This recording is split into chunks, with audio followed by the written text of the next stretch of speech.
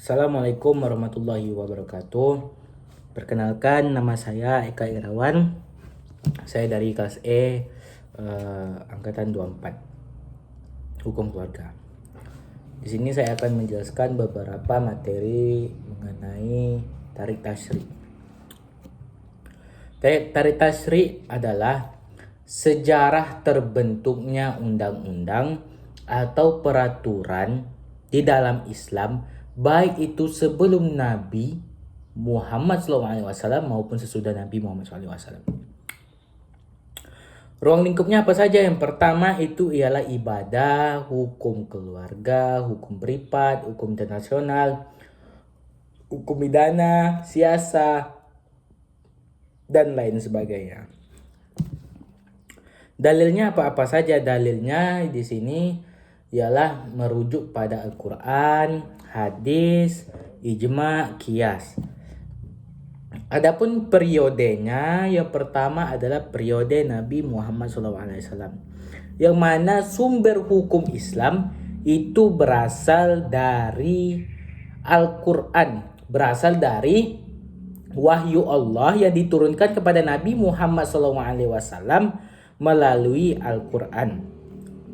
Kedua, periode Khulafaur Rasyidin, yang mana mereka ialah Abu Bakar Siddiq, Umar bin Khattab, Utsman bin Affan, Ali bin Abi Thalib. Itu mereka, Khulafaur Rasyidin. Orang pertama mempercayai Nabi, yang dekat dengan Nabi.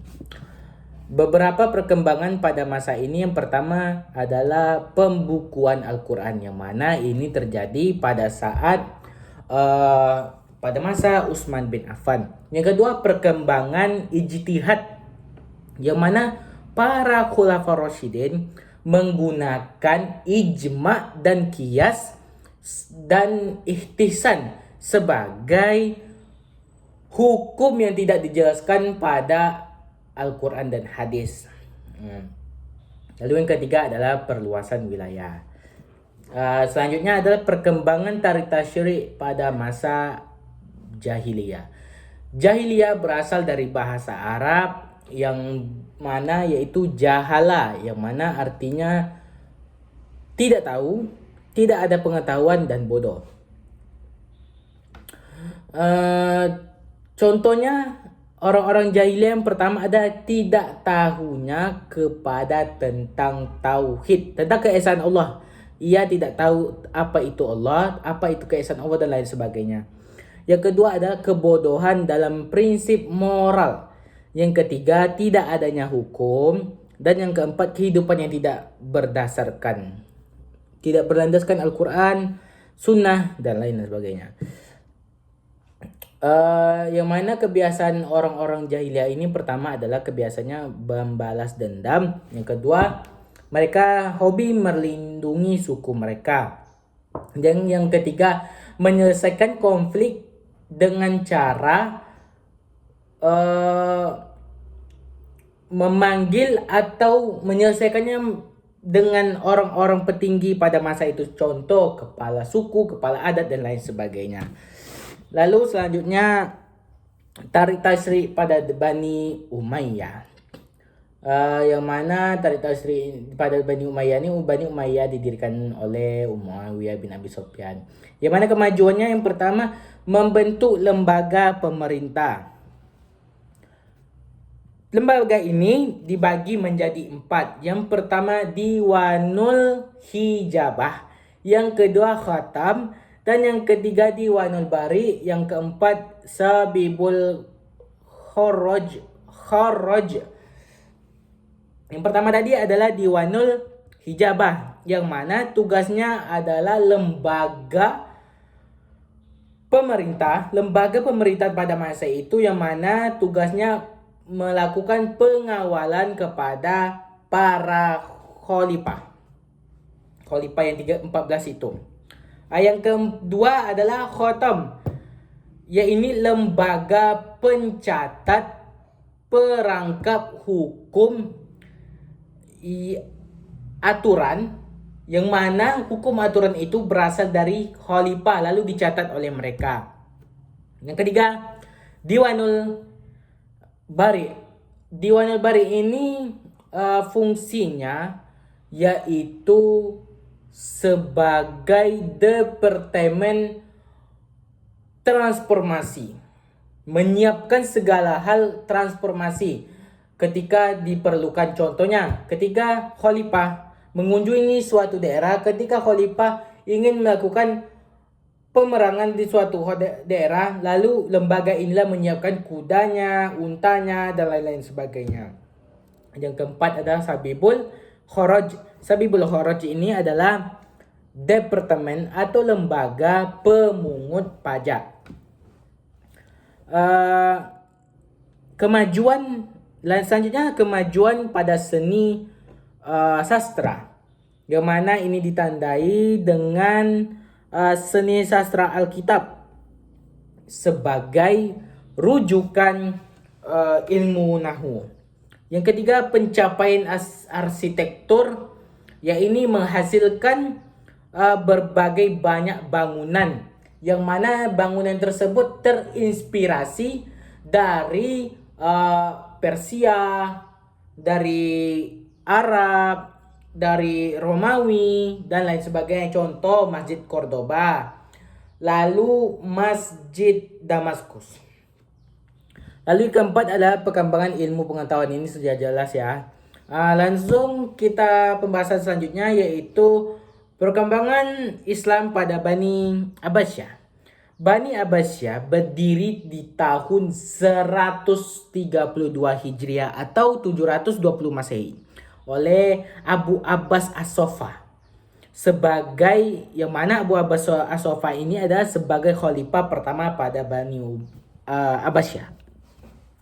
Kelahiran kelompok ini atau kelahiran Bani ini itu didasarkan dengan hubungan erat, yaitu dengan adanya gerakan oposisi yang dilakukan oleh kelompok Syiah terhadap Bani Umayyah. Bani ini terkenal dengan strateginya, yaitu lihai dalam peperangan dan cerdas untuk mengelabui musuh. Lalu masa kejayaan pada Bani Abbasiyah ini terjadi pada abad 8 sampai 9 Hijriah. Ditandai dengan kemajuannya ilmu pengetahuan, seni budaya, serta perkembangan pesat pada Baghdad. Ya, ini adalah Baghdad ada suatu ibu kota. Jadi berkembang pesatnya daerah tersebut. Faktor kemundurannya yang pertama adalah konflik internal, konflik sesama saudara, itu konflik internal tadi. Yang kedua, berebutnya kekuasaan, ya sama seperti konflik internal tadi. Yaitu yang ketiga, lemahnya khalifah. Yang keempat, serangan luar pada bangsa Mughal. Yang terakhir adalah munculnya banyak dinasti-dinasti kecil. Selanjutnya, perkembangan Islam pada masa Bani Utsmaniyah.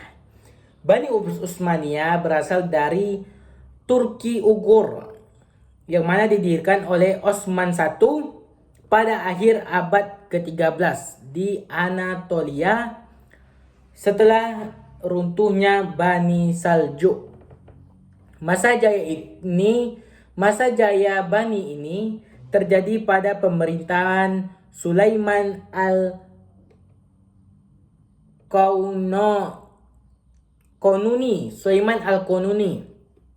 Lanjut, perkembangan Islam pada Bani Mughal. Perkembangan Islam pada Bani Mughal didirikan oleh seorang yang bernama Babur pada tahun 1526. Bani ini berkembang pesat pada masa kejayaan Akbar, Jahangir, Shah Jahan.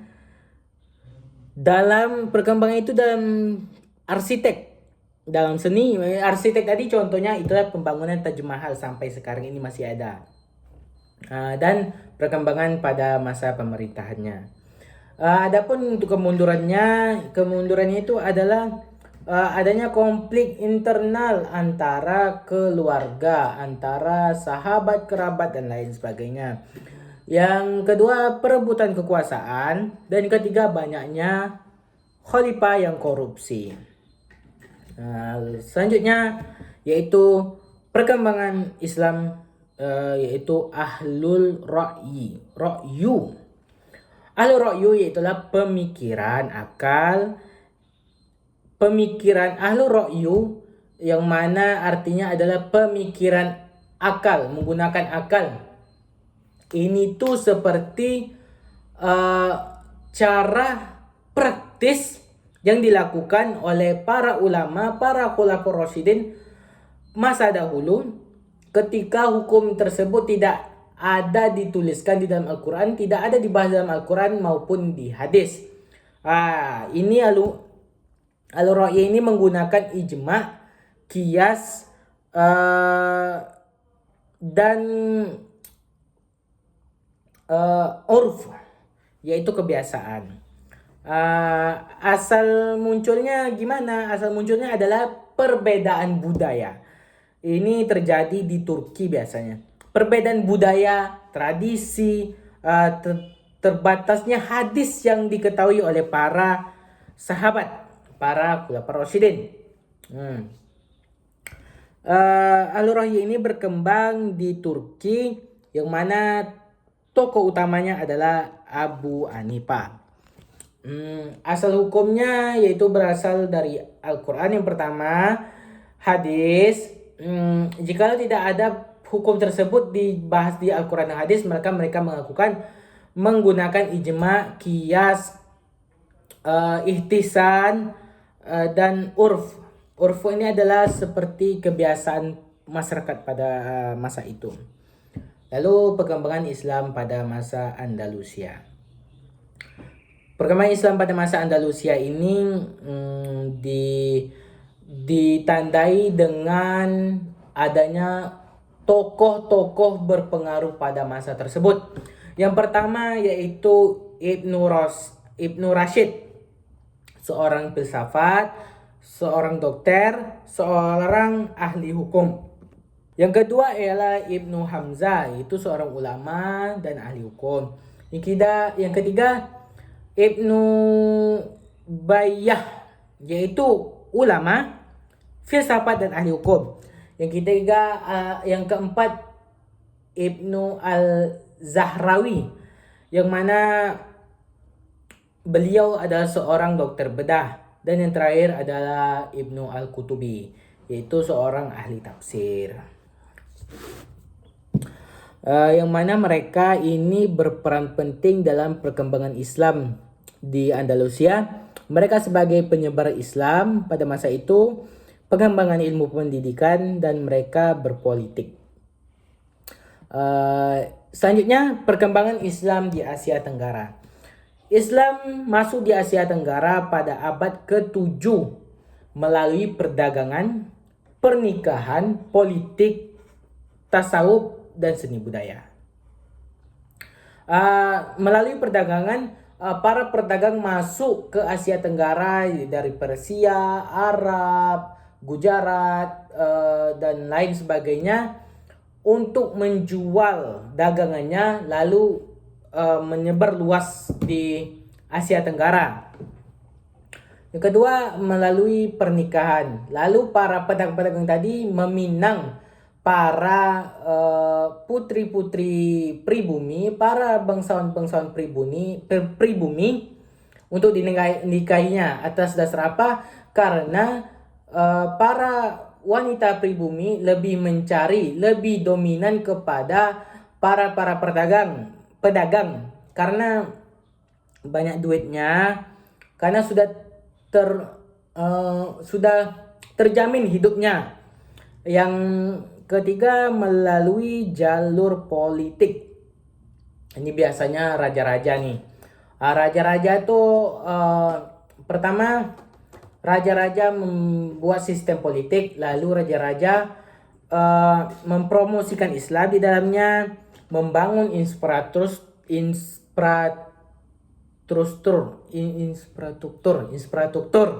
Lalu raja-raja terlebih dahulu masuk Islam melalui tasawuf, yaitu tasawuf sebagai pembimbing spiritual, pendiri pesantren, pengembang agama. Lalu kesenian ini yang terkenal dahulu adalah Sunan Kalijaga, yang mana menyebarkan Islam melalui wayang, melalui hikayat dan lain sebagainya, yaitu dia ini sebagai tokoh pengembangan Islam pada masa itu melalui jalur kesenian. Perkembangan Islam di era globalisasi, yang mana ini melibatkan peran negara dalam implementasi hukum Islam. Yang kedua, peran ijtihad dalam menjaga hukum.